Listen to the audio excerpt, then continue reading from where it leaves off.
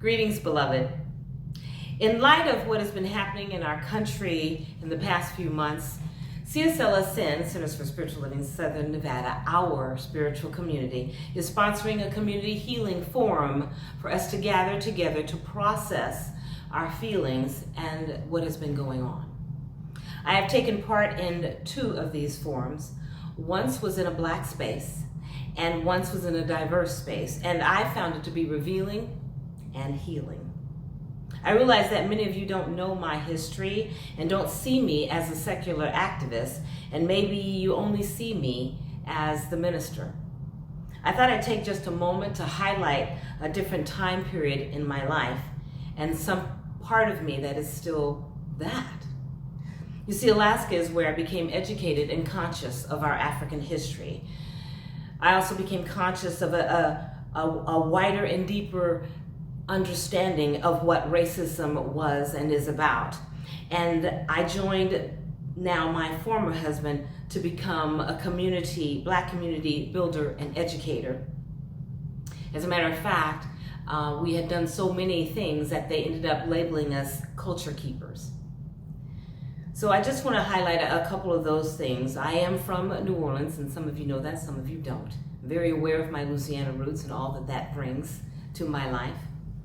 I was one of those parents raising Black children who had to go to the school to fight about African American History Month because my child would say something about what the teacher was spouting about African American History Month, and he would be in direct conflict with her, and I'd have to then go to the school and explain that no, you will not suspend him, no, you will not give him a problem with this because you are teaching erroneously. You're teaching from slavery, not from our true powerful African history. So I was one of those kind of parents. You know what I'm saying, right?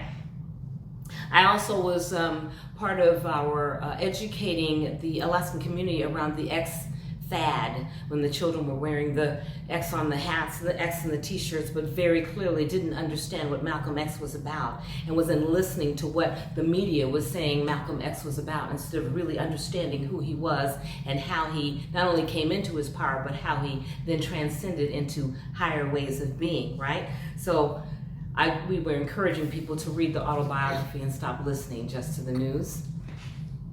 And then one of my best events that I remember is 8 days before the Million Man March.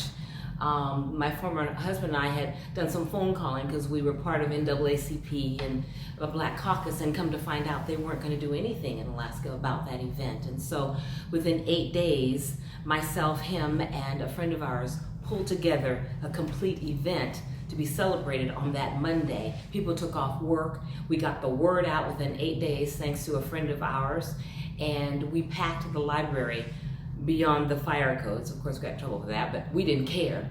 But we put together a program where we could have Black men come and pledge and devote themselves to being powerful Black men with their families and making a difference in our community. Those are just, a few things. I was talking to my former husband, and he said, "Don't you remember the Black Saturday School we had, and all the things we did around that, and then of course the statewide recognition for promoting Kwanzaa?" And I know a lot of you know about that because every year we do Kwanzaa in our spiritual community, right?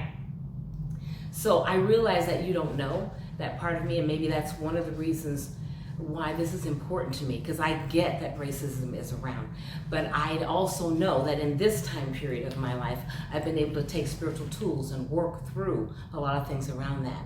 So for us here at CSL Southern Nevada, the idea here is to really bring it home so that you can, for us to create a space for you to be able to share your feelings and what's really going on. So I want to highlight here, the program itself, there's a series of questions that each of us answers individually in a small group. And at no point in time in that small group is there a group discussion or comments on what has been said by those who are in attendance or the person who has just spoken, right?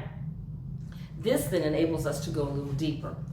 And so we share exactly then how we're feeling. We don't have to mince our words. We don't have to make sure we're not offending anybody. We get to actually speak our truth. The goal of this process is to explore how we are feeling, to understand how we are feeling, and then to accept how we're feeling, and then to be kind to ourselves about how we're feeling, with the possibility of expanding our minds and allowing this to be an opportunity for change and growth. So, I invite you to join me in this amazing process.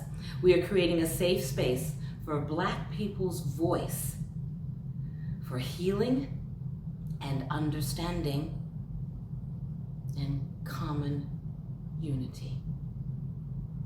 I sure hope to see you there. Peace and blessings. So, why are we taking the approach of having separate healing forums? That's the question I keep getting asked.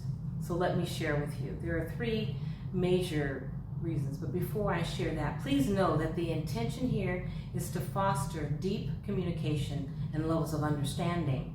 And when we take the time to process in safe environments where we can be more of ourselves, then it's more comfortable for us to listen, to be heard, and communicate to a diverse group. This is a process so people can really heal. So, let me just say, number 1, what we know is that each culture has patterns of communication that are unique to their particular background. Each of the forms are designed to allow the unique voices to be heard without judgment and in a non-threatening environment. Yeah, for example, people who are full-figured or of a larger size need a space to speak about the nuances of the discrimination that happens with them without having to explain every single detail. I can sit in a room and hear what they have to say, but the truth is I can't really understand their pain. And what happens is, if they love me, they're going to be on guard, trying to not offend me because they do love me, right? And therefore, they're not going to really get off their chest what they really need and want to say out loud. So that's the first reason. So number 2, my experience has been, just like Gary, I've participated in a couple of these now. And so when I did the Black experience, being in a room with just Black people, I spoke freely. And I noticed there's an intensity level that came up when I was talking that may have been felt negatively if there had been another culture in the room. Now, let me be clear. When I went to the mixed environment, my words were exactly the same. However, because I had released it originally, although the words were the same, the level of intensity was not there. So now I could be heard and received by all people simply by releasing some intensity around the words. Yeah? Number 3, in each culture there is a unique language or jargon that is used and is understood by that group, which enables members to communicate at a deeper level.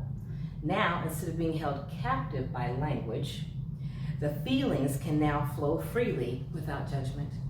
This then opens the opportunity for a deeper healing. Yeah? And let me remind you that we are a loving community, and now we have an opportunity to move through something very large and heal together. And remember that love is what brings us together, and seeing the love in each other, that is what brings us together. This makes us stronger as a community, and we provide another avenue for the higher vibration of love to express out into the larger community. Yeah, good point, Gary. Hey, so listen, if you don't identify with either of the cultural groups, meaning Black or white, please join us. Please join us for the 3rd process as a loving part of our spiritual community, because we all belong to CSL-SN, and we're all developing and growing together. So we invite you to at least one of the processes. Be sure you're there. We look forward to it. Yeah, please join us. See you there.